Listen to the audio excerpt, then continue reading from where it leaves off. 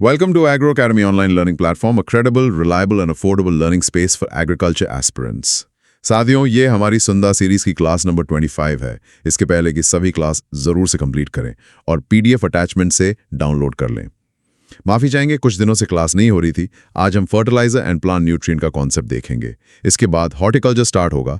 ये series game changer होने वाली है। अगर आप AFO, AAO, ADO, REO, AGTA या एग्रीकल्चर सुपरवाइजर की प्रिपरेशन कर रहे हैं, डेली इसे फॉलो करें एंड अपने दोस्तों के साथ भी बताएं। अब क्लास में आगे बढ़ते हैं। तो देखिए, आज का जो हमारा विश्लेषण है ना, वो थोड़ा अलग होने वाला है। हाँ बिल्कुल। और आज हम सीधा कोर सॉइल केमिस्ट्री पर बात करेंगे। सही बात है, क्योंकि आपने कभी सोचा है कि खेत में लगातार और बिना सोचे समझे यूरिया डालने से मिट्टी अंदर ही अंदर एक तरह से जल सकती है, या फिर एक गलत फर्टिलाइजर का चुनाव दशकों पुरानी उपजाऊ जमीन को हमेशा के लिए बंजर बना सकता है। आज हम फर्टिलाइजर्स के उस हिडन और थोड़े डेंजरस साइड को अनकवर करेंगे।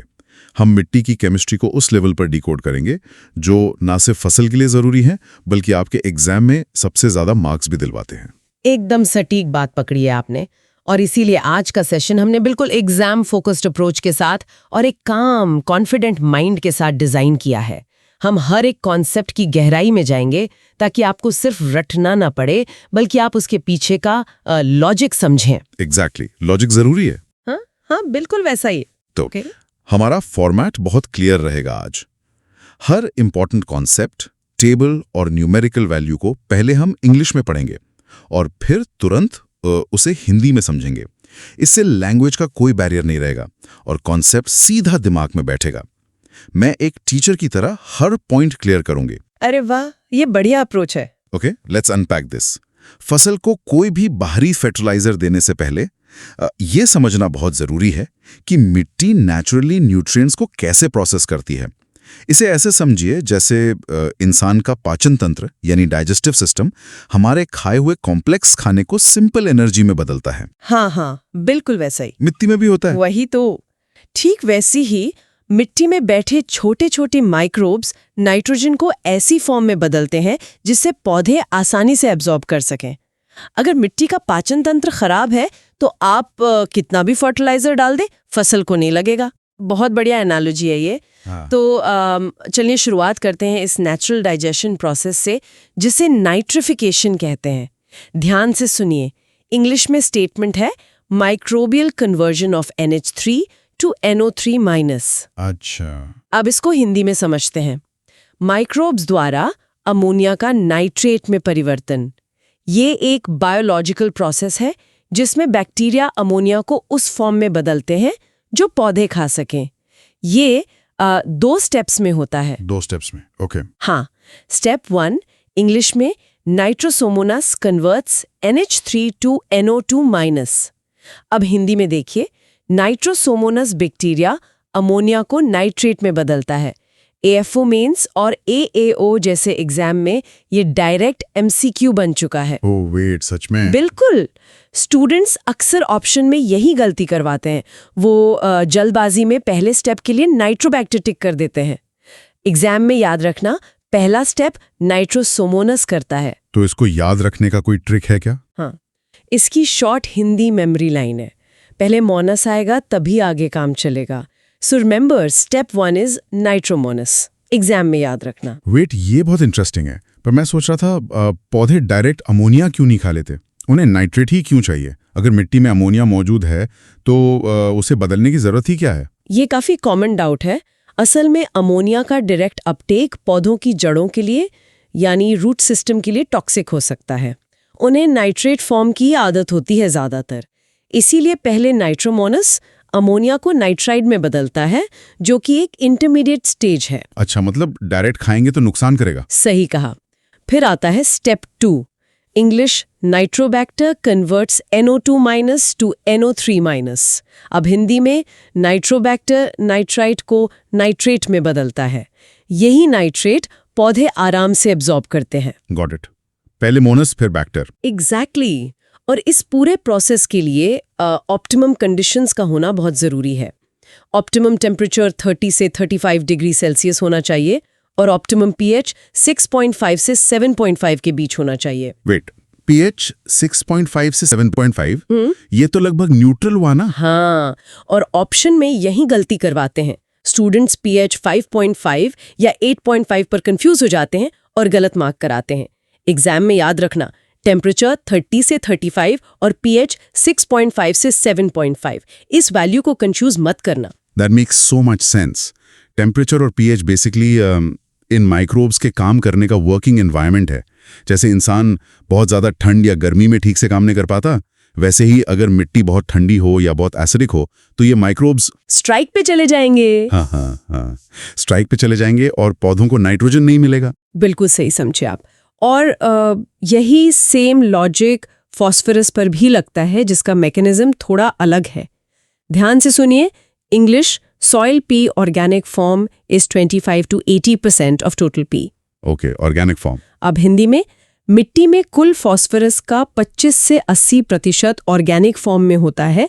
मतलब ये पौधों को डायरेक्ट अवेलेबल नहीं होता।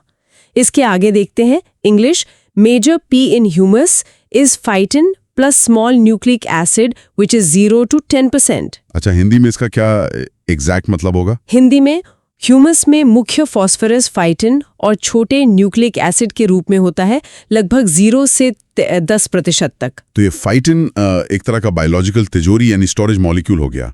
जब तक ये तिजोरी खुलेगी नहीं, पौधे को फॉस्फोरस मिलेगा नहीं। पर इस तिजोरी को खोलने का कोड क्या है?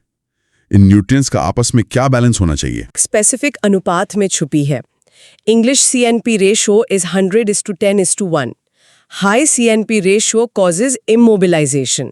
With CNP ratio मतलब कार्बन, नाइट्रोजन और फास्फोरस, राइट? हाँ, हिंदी में कार्बन, नाइट्रोजन और फास्फोरस का अनुपात 100:10:1 होता है। अगर ये अनुपात बढ़ जाए, यानी कार्बन की मात्रा बहुत ज़्यादा हो जाए, तो इमोबिलाइजेशन होता है। MPREO और AFO एग्जाम में ये न्यूमेरिकल डायरेक्टली क्वेश्चन बन चुका है। ये नंबर्स तो काफी स्पेसिफिक है। बहुत स्पेसिफिक है। स्टूडेंट्स 10:1:1 या 100:1:10 में गलती कर देते हैं। इस वैल्यू को कंफ्यूज मत करना। शॉर्ट मेमोरी लाइन है 100 हिस्सा कार्बन, 10 हिस्सा नाइट्रोजन और 1 हिस्सा phosphorus. So remember the ratio 100:10:1। Exam में याद रखना। इसको मैं ऐसे देखता हूँ, जैसे केक बेक करने के लिए मैदा, चीनी और अंडे का एक स्ट्रिक्ट अनुपात चाहिए। अगर आपने बहुत ज्यादा चीनी यानी यहाँ पर कार्बन डाल दी तो पूरा बैटर खराब हो जाएगा। यहाँ इमोबिलाइजेशन वही खराब बैटर है, राइट? हाँ, बिल्कुल सही पकड़ा आपने। कार्बन ज्यादा होने से माइक्रोब्स सारा नाइट्रोजन और फास्फोरस खुद खा जाते हैं और पौधों के लिए कुछ नहीं बचता। न्यूट्रिएंट्स लॉक हो जाते हैं। एकदम परफेक्ट एक्सप्लेनेशन। चलिए इस सेगमेंट का रिकैप कर लेते हैं। याद रखो, नाइट्रोसोमानास और नाइट्रोबैक्टर का फंक्शन स्टेप 1 और 2 में होता है। ऑप्टिमम टेम्प 30 से 35 डिग्री सेल्सियस, pH 6.5 से 7.5 और सबसे जरूरी CNP रेशियो 100:10:1। पहले मोनास आएगा, फिर बैक्टा, तभी बनेगा सॉइल का कैरेक्टर। शानदार। तो मिट्टी की ये नेचुरल पहचान क्रिया और उसकी बाउंड्रीज समझने के बाद अब अगला सवाल ये उठता है कि जब मिट्टी में न्यूट्रिएंट्स की कमी होती है तो बाहर से क्या डाला जाए? वही सबसे बड़ा प्रैक्टिकल सवाल है। हाँ, क्योंकि मार्केट में फर्टिलाइजर्स की इतने तरह के बैग्स मिलते हैं। कोई नया एस्पायरेंट या किसान कैसे डिसाइड करे कि क्या स्ट्रेट है, क्या कॉम्प्लेक्स है और क्या मिक्स्ड है? क्योंकि एग्जाम में इनके एग्जाम्पल्स में बहुत कंफ्यूजन होता है, मैं जानता हूँ। इस कंफ्यूजन को हमेशा के लिए खत्म करने के लिए हम टेबल 1 यानी क्लासिफिकेशन ऑफ फर्टिलाइजर्स को रो बाय रो कवर करेंगे। सब ध्यान से नोट कीजिएगा। Alright, let's go. Row 1 English straight fertiliser supply only 1 major nutrient, example urea. Hindi में बताती हूँ, स्ट्रेट फर्टिलाइजर वो है जो सिर्फ एक मुख्य न्यूट्रिएंट देता है, जैसे यूरिया जिसमें सिर्फ नाइट्रोजन होता है। AAO एग्जाम में ये डायरेक्ट MCQ बन चुका है। अच्छा, मतलब स्ट्रेट यानी सिर्फ एक पॉइंट पर फोकस। बिल्कुल। अब रो 2 देखिए, English complex fertiliser chemically combined 2 or more nutrients, example DAP। Hindi में देखिए, कॉम्प्लेक्स फर्टिलाइजर में 2 या उससे ज्यादा न्यूट्रिएंट्स केमिकली जुड़े होते हैं, जैसे DAP यानी डाई अमोनियम फॉस्फेट। इस वैल्यू को कंफ्यूज मत करना। एक सेकंड रुकते हैं। अगर दोनों में एक से ज्यादा न्यूट्रिएंट्स हैं तो कॉम्प्लेक्स और मिक्स्ड में एक्चुअल फर्क क्या है? क्या सिर्फ केमिकल बॉन्ड का खेल है या खेत में इसका कोई प्रैक्टिकल असर पड़ता है? ये बहुत ही गहरा और प्रैक्टिकल सवाल पूछा है आपने। कॉम्प्लेक्स फर्टिलाइजर का मतलब है कि फर्टिलाइजर के हर एक दाने यानी ग्रैन्यूल में नाइट्रोजन और फास्फोरस दोनों मौजूद हैं, क्योंकि वो केमिकली बॉन्डेड है। अच्छा, हर एक दाने में। हाँ, जब किसान उसे खेत में फेंकता है तो फसल के हर हिस्से को बराबर न्यूट्रिशन मिलता है। वहीं दूसरी तरफ रो 3 देखिए, English mixed fertiliser, physical mixing of fertilisers, example NPK mixture. Physical mixing मतलब जैसे भेलपूरी बनाते हैं। हाँ, कुछ वैसा ही। हिंदी में समझाती हूँ। मिक्स्ड फर्टिलाइजर में अलग अलग फर्टिलाइजर्स को फिजिकली मिलाया जाता है। यहाँ कोई केमिकल रिएक्शन नहीं होता।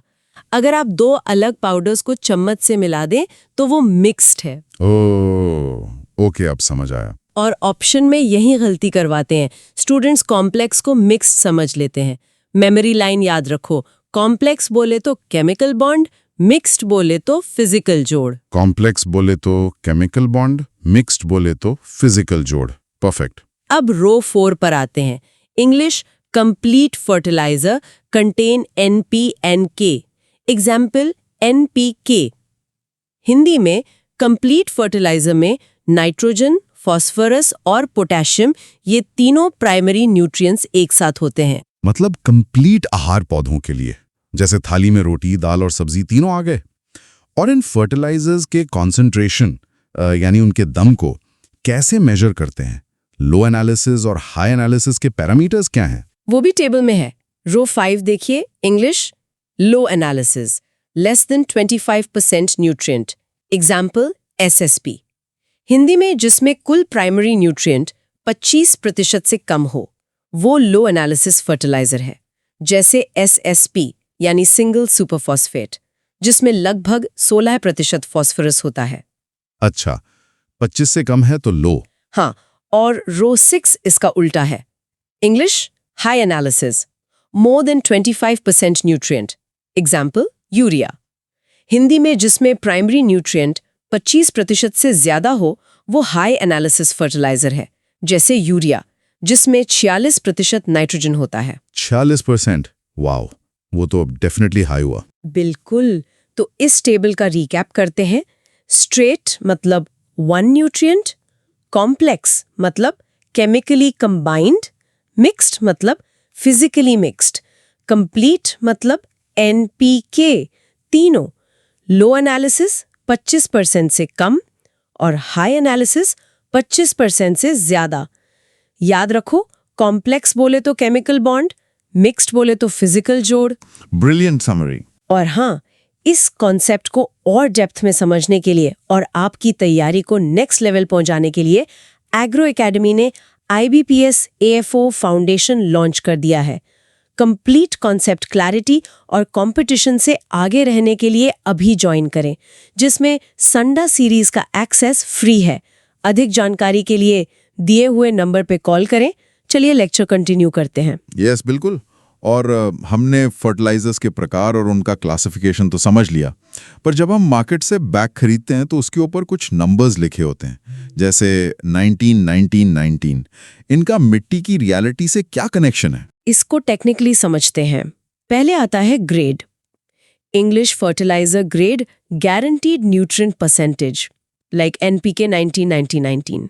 Guaranteed percentage? हाँ, हिंदी में फर्टिलाइजर ग्रेड ये बताता है कि उस बैग में कितने प्रतिशत न्यूट्रिएंट की पक्की गारंटी है बाय वेट।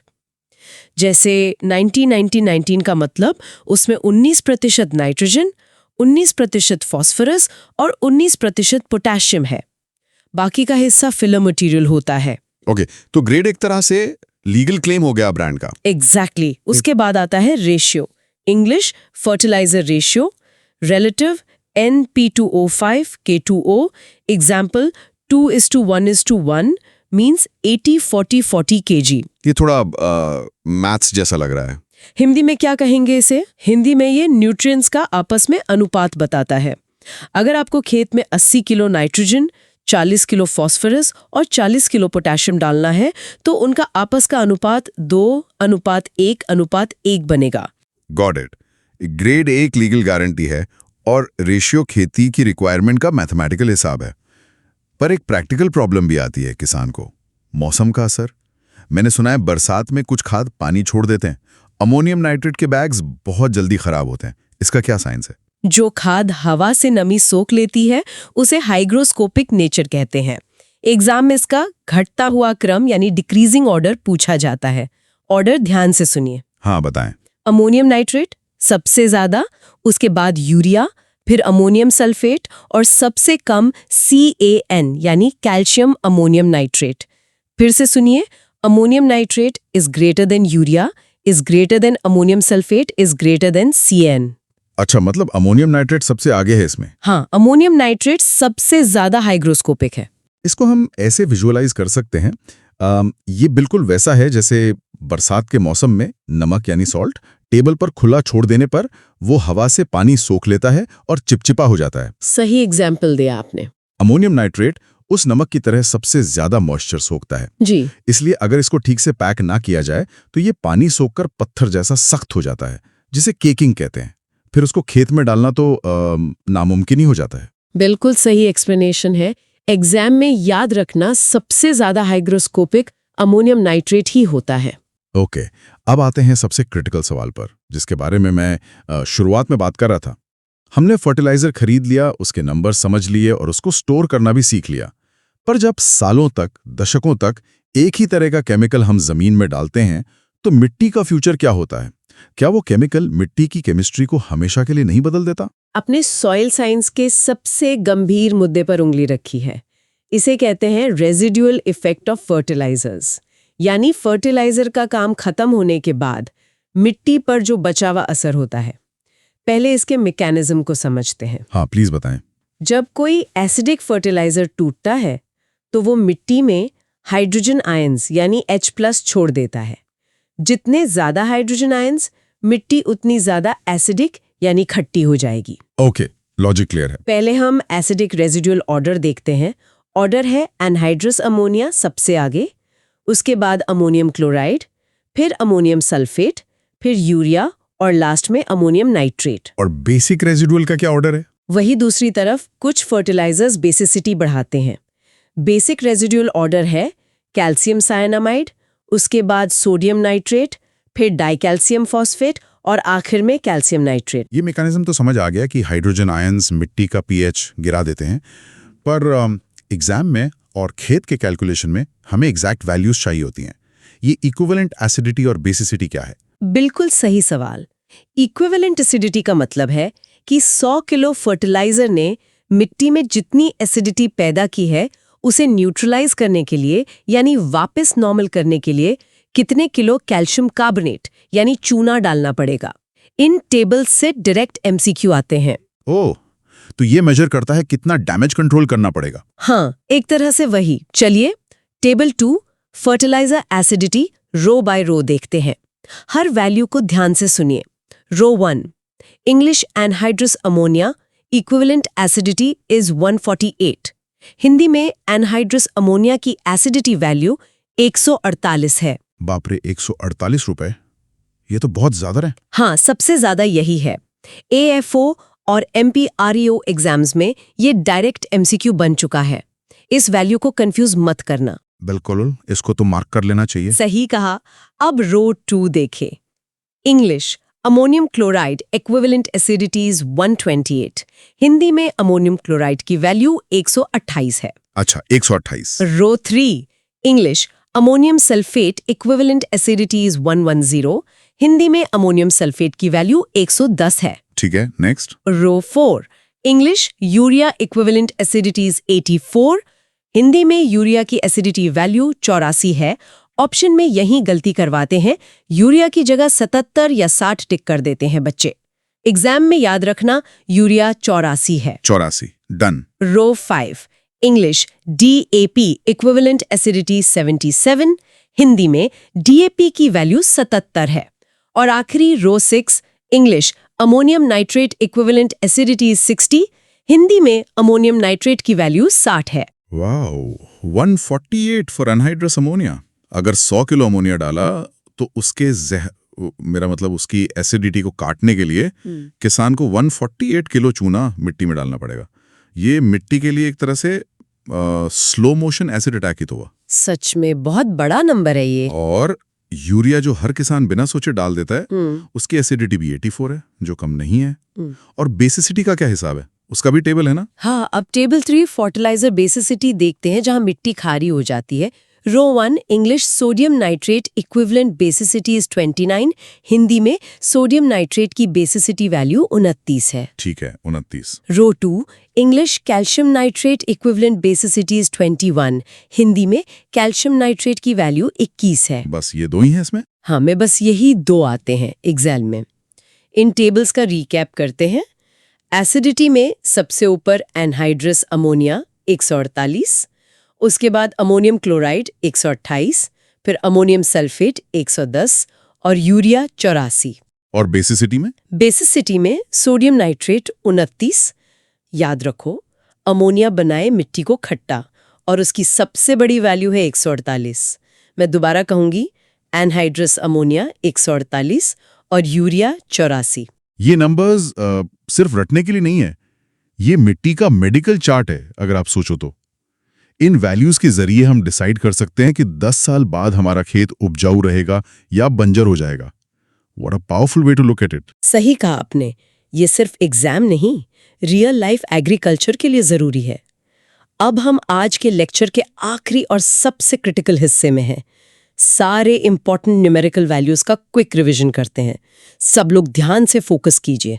बिल्कुल, last revision always helps. Nitrification temp 30 से 35 डिग्री सेल्सियस, pH 6.5 से 7.5, CNP ratio 100:10:1, low analysis less than 25%, high analysis more than 25%। और टेबल्स की values? Anhydrous ammonia acidity 148, ammonium chloride 128, ammonium sulphate 110, urea 84, DAP 77, ammonium nitrate 7, sodium nitrate basicity 29, calcium nitrate 21। बहुत बढ़िया। अगर आपकी class पसंद आ रही है तो अपने दोस्तों को भी सुंदा सीरीज के बारे में जरूर बताएं।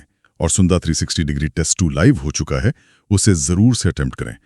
तो आज की इस विस्तृत चर्चा में हम जिस टॉपिक पर डीप डाइव करने वाले हैं वो बहुत ही खास है। बिल्कुल, आज हम सुंदा सीरीज क्लास 25-2 PDF पर फोकस करेंगे, जिसका मेन टॉपिक है प्लांट न्यूट्रिएंट्स, यानी पौधों के पोषक तत्व। हाँ, और जो स्टूडेंट्स जैसे AFO मेंस या AAO की तैयारी कर रहे हैं ना, वो अक्सर इस मैक्रो, माइक्रो और फंक्शनल न्यूट्रिएंट्स वाले पार्ट में बुरी तरह कंफ्यूज हो जाते हैं।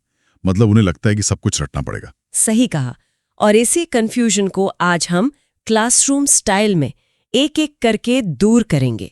मेरा अप्रोच सिंपल रहेगा, हर कॉन्सेप्ट को पहले इंग्लिश में पढ़ूंगी और फिर हिंदी में उसकी ऐसी डिकोडिंग करेंगे कि एग्जाम में गलती की कोई गुंजाइश ही ना रहे। Perfect.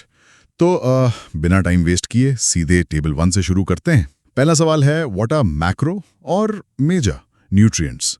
Nutrients required in plants in concentration greater than 100 ppm। अब हिंदी में मैक्रोन्यूट्रिएंट्स वो होते हैं जिनकी पौधों को 100 ppm यानी पार्ट्स पर मिलियन से ज्यादा मात्रा में जरूरत होती है। एग्जाम में याद रखना, ग्रेटर देन 100 ppm वाला ये नंबर डायरेक्ट MCQ बन चुका है। 100 ppm से ज्यादा मतलब मैक्रो। ठीक है, अब इसका क्लासिफिकेशन देखते हैं। Classification of macronutrients: basic CHO, primary NPK and secondary CA-MGS। हाँ, तो अगर इसे आसान भाषा में समझें तो जो बेसिक न्यूट्रिएंट्स है, कार्बन, हाइड्रोजन और ऑक्सीजन, ये पौधे को एक बेसिक स्ट्रक्चर देते हैं। इसको ऐसे सोच सकते हैं जैसे हम कोई घर बना रहे हो ना, तो ये जो बेसिक वाले हैं ना, ये उस घर की ईंटें और सीमेंट है। इनके बिना तो ढांचा खड़ा ही नहीं होगा। एकदम सही एनालॉजी है। और फिर आते हैं प्राइमरी न्यूट्रिएंट्स, यानी नाइट्रोजन, फास्फोरस और पोटेशियम। ये पौधे का रोज का खाना है, जिनकी सबसे ज्यादा मात्रा में और लगातार जरूरत पड़ती है। और जो थर्ड कैटेगरी है सेकेंडरी न्यूट्रिएंट्स की, कैल्शियम, मैग्नीशियम और सल्फर, ये उसी घर में विटामिन्स की तरह काम करते हैं जो इम्यूनिटी और स्ट्रेंथ देते हैं। पर यहीं पर एक कैच है, ऑप्शन में यहीं गलती करवाते हैं एग्जामिनर।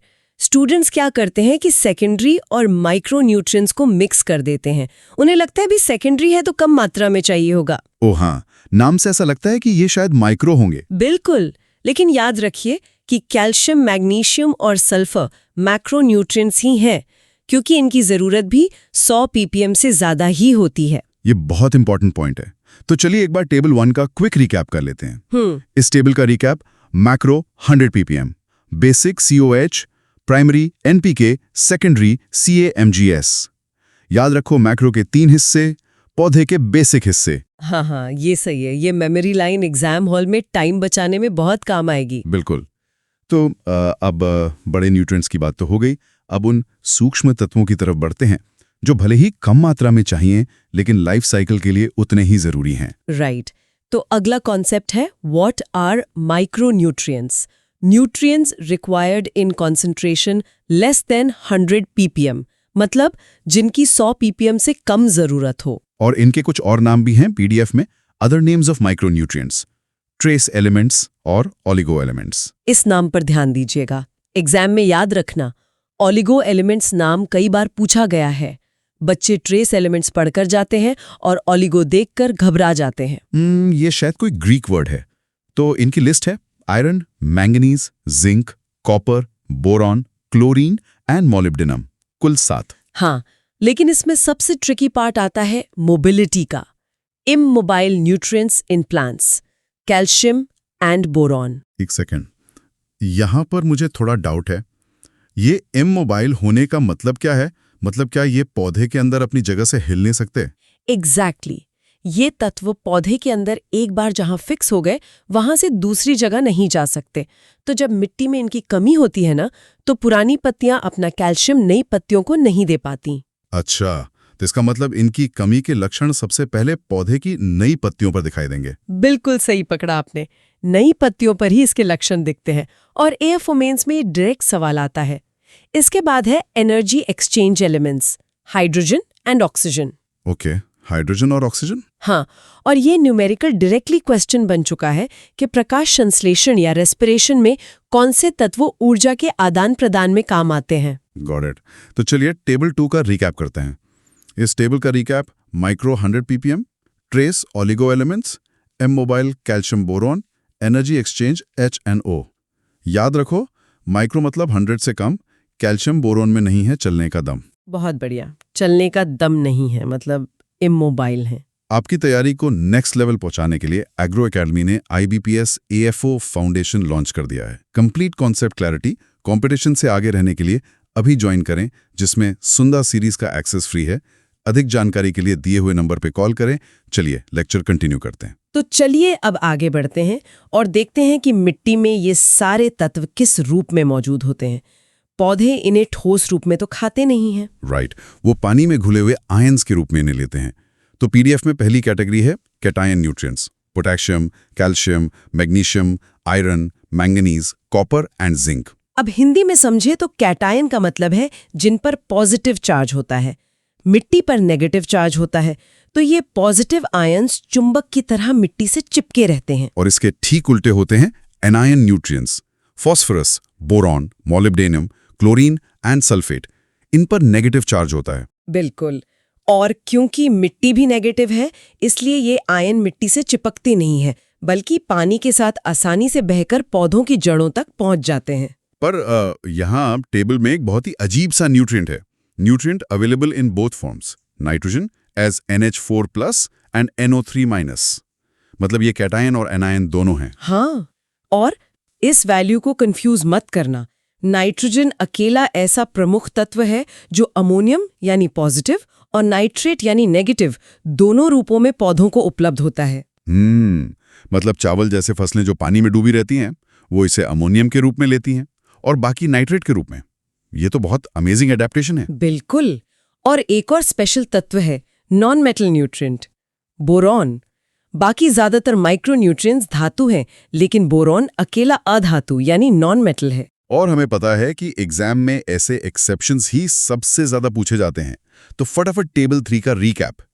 इस टेबल का recap: cations, anions, both forms, nitrogen, non metal, boron. याद रखो, नाइट्रोजन दोनों रूप में आए, बोरॉन अकेला नॉन मेटल कहलाए। एकदम परफेक्ट। अब तक हमने न्यूट्रिएंट्स के प्रकार पढ़ लिए, लेकिन एक सवाल उठता है कि ये तय कौन करता है कि कौन सा तत्व एसेंशियल है और कौन सा नहीं? हाँ, ये कोई तो साइंटिफिक रूल अपना। तो सोर्स में लिखा है number of essential nutrients according to Arnon and Stout 16। Arnon और स्टाउट ने 1939 में सबसे पहले ये थ्योरी दी थी। उन्होंने 16 तत्वों की एक लिस्ट बनाई जिनके बिना पौधा जिंदा नहीं रह सकता। CHONPK, ये पूरी क्लासिक लिस्ट। लेकिन फिर सोर्स में एक अपडेट है। 17th essential nutrient nickel, discovered in 1987 by Brown et al. और ऑप्शन में यही गलती करवाते हैं। एग्जाम में अगर 17th न्यूट्रिएंट के बारे में पूछा जाए तो उत्तर मिलिब्डम होगा। बच्चे अक्सर जल्दबाजी में 16 पे टिक कराते हैं। ये बहुत बड़ा ट्रैप है। और एसेंशियलिटी की कंडीशन क्या है? Plant can not complete life cycle without the nutrient. मतलब उस तत्व के बिना पौधा अपना जीवन चक्र पूरा ही नहीं कर सकता। सही कहा। और इस क्राइटेरिया को आर्नॉन ने 1954 में रिफाइन किया था।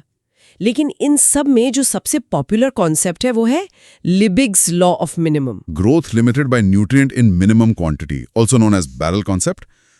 इसको मैं अपने लिसनर्स को एक एनालॉजी से समझाता हूं। मान लीजिए एक लकड़ी का ड्रम है जो अलग अलग लकड़ी की पट्टियों से बना है। और हर पट्टी एक अलग न्यूट्रिएंट को दर्शाती है। हाँ, तो अगर उसमें से जिंक वाली पट्टी आधी टूटी हुई है ना, तो आप उस बैरल में कितना भी पानी भरें, पानी सिर्फ उसी टूटी हुई पट्टी के लेवल तक ही भरेगा। बहुत ही सटीक उदाहरण है।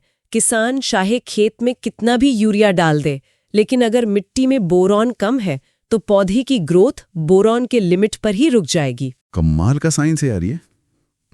अच्छा, लास्ट में एक और टर्म है, beneficial nutrients. Vanadium, silicon, cobalt and sodium. Number of beneficial nutrients 4। ये तत्व पूरी तरह से अनिवार्य तो नहीं है, लेकिन अगर मिट्टी में मौजूद हों तो धान या गन्ने जैसी कुछ विशेष फसलों को बहुत फायदा पहुंचाते हैं। और फिर पीडीएफ एक फाइनल इक्वेशन देती है, functional nutrients definition. Essential 16 plus beneficial 4 equals 20। ध्यान रहे, ये डेफिनेशन 1961 में दी गई थी, जब निकल की खोज नहीं हुई थी। इसलिए एग्जाम में आज भी 16 + 4 बराबर 20 फंक्शनल न्यूट्रिएंट्स ही पूछे जाते हैं। समझ गया। तो चलिए आज का आखिरी रिकैप। इस टेबल का recap: 16 by Arnon and Stout, 17th nickel, Liebig's barrel concept, 4 beneficial, total functional 20। याद रखो, 17वां है निकल नया, आर्नॉन ने क्राइटेरिया बताया। और इसी के साथ हमने प्लांट न्यूट्रिएंट्स के इस टॉपिक के सारे कॉन्सेप्ट्स और टेबल्स को लाइन बाय लाइन डिकोड कर लिया है। बिल्कुल, सारे इंपॉर्टेंट न्यूमेरिकल वैल्यूज का quick revision, macro 100 ppm, micro 100 bpm, essential nutrient 16 initial, 17th निकल, बेनिफिशियल 4, टोटल फंक्शनल 20। सबसे ज्यादा रिपीट होने वाले high priority values, macro micro limit 100 ppm, 17th nutrient nickel, nutrient in both forms, nitrogen, ही almost हर exam में आते हैं। इन वैल्यूज को अगर आप टिप्स पर रखेंगे तो AFO मेंस हो या AAO, आपका कोई भी सवाल गलत नहीं होगा। क्लास PDF पोर्टल से डाउनलोड करके रिवाइज करें और ऑडियो रीप्ले करें फॉर रिटेंशन। NR सुंदर बुक्स का कंप्लीट रिवीजन हम डेली साथ में करेंगे। Keep revising. All the best for your preparation.